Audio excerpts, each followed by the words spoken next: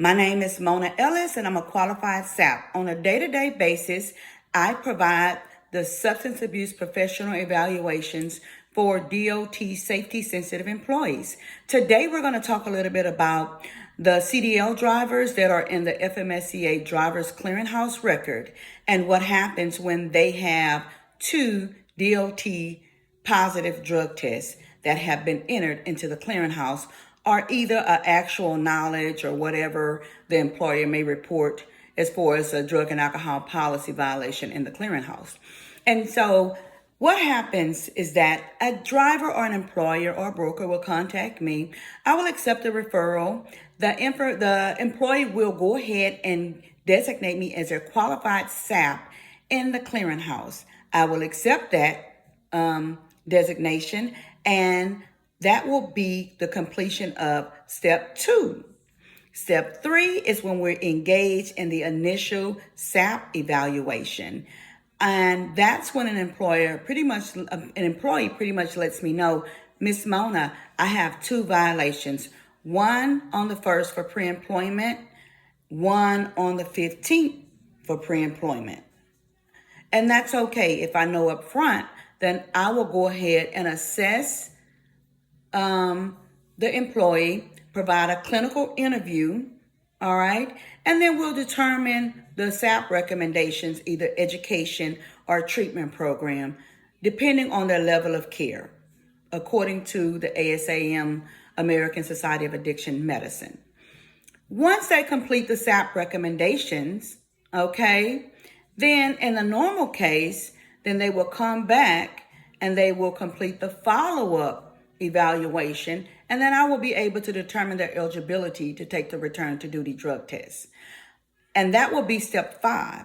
So what's happening is that if I know that up front and you've completed the whole process, I can enter step 5, your eligibility to take your return to duty drug test, and state that we have addressed both violations in your DOT letter. Okay?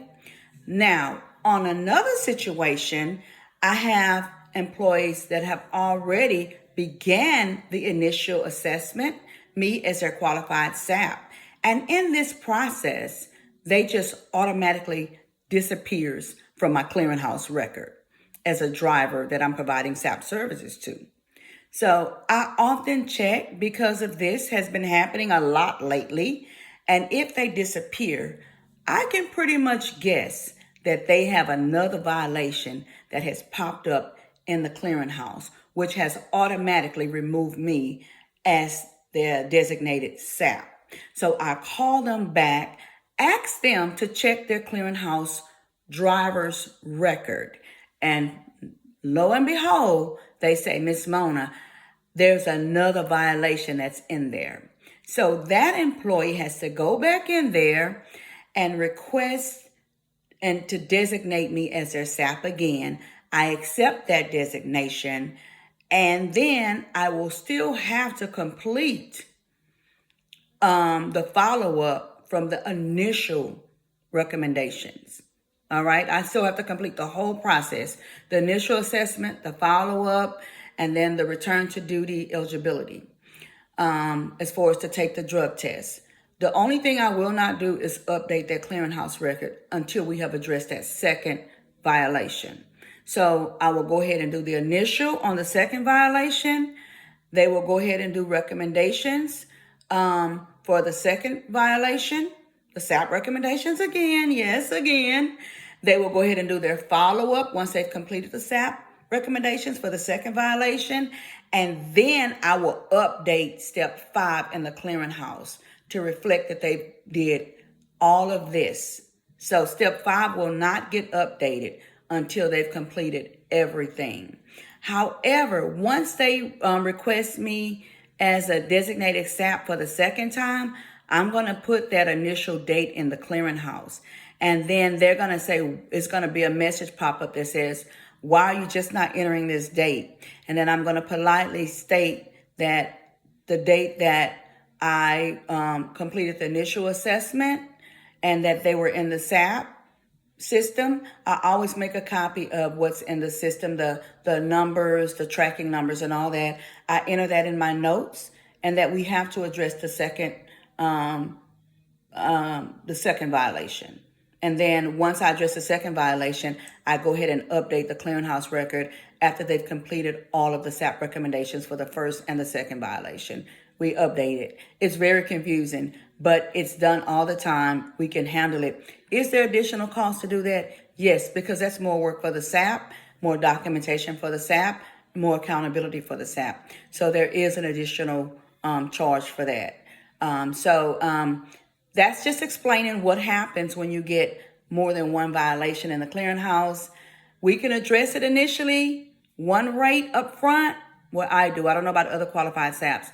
But if in the process, while you're completing your first SAP violation, your first violation, if the second one pop up, then most definitely we got to address the second one too. Okay, and then you have to redesignate me as a SAP. All right, then I'll enter the initial date of your first violation, and then once we finish with the first and the second, then I'll enter the return to duty date as your follow-up evaluation for your second violation.